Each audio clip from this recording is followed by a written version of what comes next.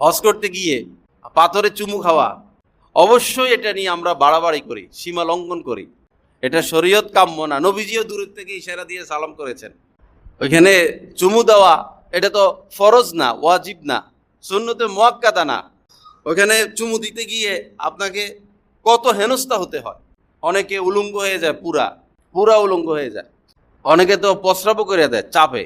হাড্ডিও ভাঙে কিনা আল্লাহ পাক ভালো জানেন। আপনি সেখানে গেলে আপনাকে হারাম কাজ করতেই হবে। সেটা কি? অন্যকে কষ্ট দেওয়া। ধাক্কা দিতেই হবে। ধাক্কা খাওয়া ছাড়া ওইখানে চুমু দেওয়া সম্ভব না। সরকারও আজীব কারবার, একটা সুন্দর ব্যবস্থা করে দিতে পারে, সে একটা ভালো ব্যবস্থা সে করতে পারে, করে না। সে যদি বলে যে আইন করে যে আল্লাহর ঘরের চতুর্পাশে কেউ ছবি তুলতে পারবে না, 2 মিনিটে আইন পাস, বাস্তবায়ন, তার কোনো উদ্যোগ নাই। সে যদি বলে মহিলারা বোরকা পরে আসতে হবে আল্লাহর ঘরের চত্বরে, 5 মিনিটের মধ্যে আইন পাস, বাস্তবায়ন, এগুলো সে করবে না। তার শুধু টাকার দরকার।